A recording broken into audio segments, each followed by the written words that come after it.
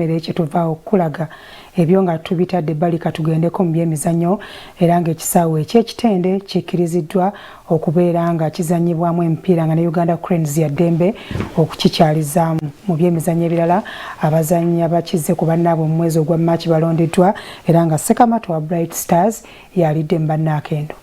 Sabiti 3 eziyise wabaddewo okubuusabuusa ba Uganda Cranes nesobola okukyaza emipiira gyayo wano mu Uganda oluvannyuma lw'ebisaawe ebibaddewo kubanga bitankanibwa olw'omutindo ogutali mulungi nga ne minisita w'ebyemizannyo Honorable Amson Obuwa yavaayo nakinoganya mu lutuula lwa Paalamenti.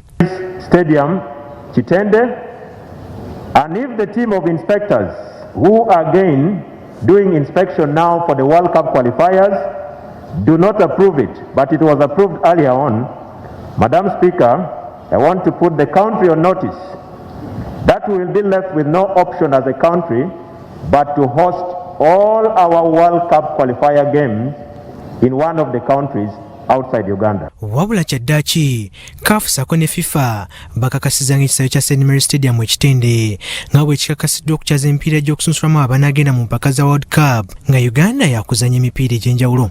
Uganda Cranes yakuzanya omupiira gwayo gunaasooka ennaku z'omwezi 5 omwezi ogw'omukaaga ng'ekyaza ttiimu eggwanga ya Kenya nga Uganda etunulidde okukiika mu mpaka za World Cup 2022 anaabeera mu ggwanga erya Qatar nga mu kibinja Uganda mweri mulimu ttiimu eggwanga ya Rwanda, Mali sako n'eya Kenya. St. Mary Stadium kitende ge maka ga club ya Vipers SC ng'ekisaawe kino kituza abantu 2.5 era nga wano Uganda Cranes wekyaliza empiira gyayo ebiri egisembye mu z'okususulamuko abanagenda mu mpaka za AFCON mwe yazanya ne ttiimu y'eggwanga ya South Sudan sako ne Burkina Faso. Mu ngeri emu ekibiina ekifuga omuzannyo gw'omupiira mu Uganda ekya FUFA kikakasizanga okulonda kwa FUFA bwe kugenda okuba ng'ennaku z'omwezi 21 omwezi ogw'omunaana mu kibuga Mbale. Bino bikakasiddwa akakiiko ak'okuntiika ka FUFA akamanyiddwa ng'Executive Committee mu lutuula lwe baali nabo ng'ennaku z'omwezi 30 omwezi oguwedde. Mu lutuula luno bakakasiza ebintu ebyenjawulo bingi mulina okuba nga muli ebyekwasa alondeddwa ng'omutendesi wa ttiimu eggwanga y'abaana emyaka 23 ng'eno yagenda okukiikira Uganda mu mpaka za Sekafa. Okulonda okugenda okuba ng'ennaku z'omwezi 21 omwezi ogw'omunaana ebbugumu likyeyongera nga wetoogerera Mujibu Kasule, Moses Magogo, Alan Sewanyana ne Alese Katawa be baakalaga obwagazi okulembera ekibiina ekifuga omupiira ekya FUFA. Ng'ebintu bitadde ebbali buli mwezi bannabyamizannyo abasukkulumye ku bannaabwe mu mizannyo egy'enjawulo basimibwa ba Real Star Sports Awards ng'omwezi oguwedde ogwa April Samuel Ssekamato wa Bright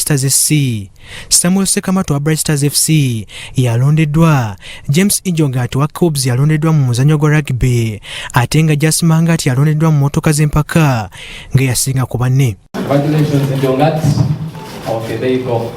Samuel Ssekamato omwezi oguwedde yateeba eggoolo 8 mu mipiira 8 ng'abadde avuganya ne Unit Center mu wa Vipers SC sako ne Shafik Kajumo.